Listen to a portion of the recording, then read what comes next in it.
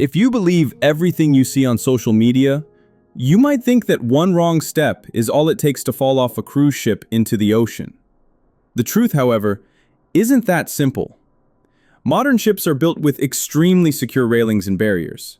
In fact, on average, only about one passenger falls overboard for every 500 cruises, and that's due to a variety of reasons. However, in recent times, there have been several back-to-back incidents of people jumping from cruise ships.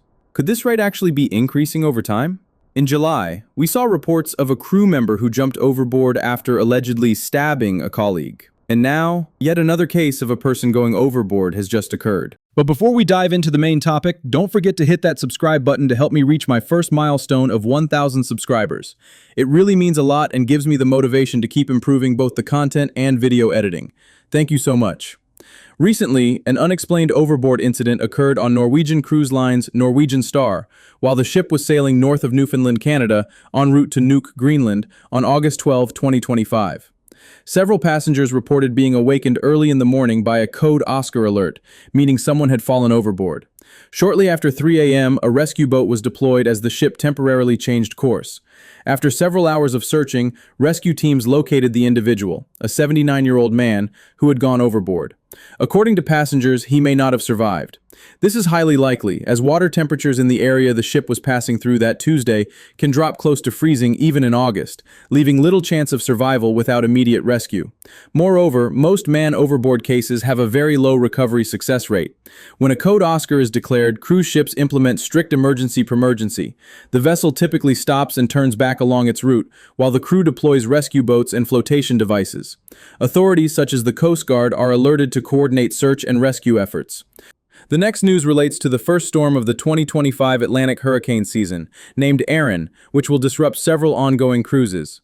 Tropical storm Erin, formed from a tropical wave off the coast of the Cabo Verde Islands, has been steadily intensifying as it moves across the open ocean. Meteorologists say the storm could reach hurricane strength by the end of this week. This tropical storm continued to strengthen in the Atlantic after forming from a tropical depression that moved off the African coast on August 11. Currently, the storm is moving west at about 27 kilometers an hour, or 17 miles per hour, and is expected to maintain this speed through Thursday. By Thursday night, Erin will begin turning toward the west-northwest, a track likely to continue into the weekend. According to the National Hurricane Center, NHC, Erin's center could be located north of the Leeward Islands within the next few days. According to the NHC, Erin is currently about 1,000 nautical miles east of Puerto Rico, moving west at about 15 knots. Erin is forecast to reach sustained winds of 100 knots by Sunday, but because it will remain far offshore, it is not expected to make landfall within the next 5 days. Although Tropical Storm Erin remains far from land, its projected path has already affected cruise passengers. Royal Caribbean has altered the August 14 itinerary for Vision of the Seas, which was originally scheduled to visit Bermuda. Instead, the ship will buy south to avoid the storm. Passengers have been notified of this change via email. Carnival Cruise Line, on the other hand, has advised guests to stay aware of the storm, but notes that it is still several days away, and its track remains uncertain at this distance. As a result, the line has not yet confirmed any itinerary changes, though ships like Carnival Celebration and Carnival Sunrise may be heading toward the storm's vicinity. Brand Ambassador John Heald offered a detailed explanation in his daily Facebook video, discussing how Carnival monitors storms. Naturally, he emphasized that passenger safety is always the top priority and reassured travelers not to be overly worried. So, passengers with cruises booked for next week should ensure their contact information, including email and mobile phone number, is up to date with the cruise line so they can receive any updates as soon as changes are made. The latest cruise news concerns Royal Caribbean's troubles as the cruise line prepares to face a lawsuit. Royal Caribbean is heading into legal trouble after a guest was seriously injured during a waterslide ride on board one of its ships. According to reports, the passenger suffered multiple deep cuts that left his skin sliced open when an acrylic panel on the slide shattered. Fortunately, he did not fall off the slide, but the frightening incident and the severity of his injuries have prompted him to take legal action against the cruise line. The guest has hired the South Florida maritime law firm Lipcon, Margulies & Winkleman, PA, to represent him.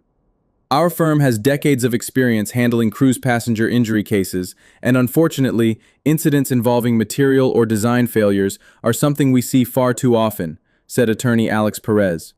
Cruise ships have a responsibility to ensure that the attractions they open and encourage passengers to use are safe.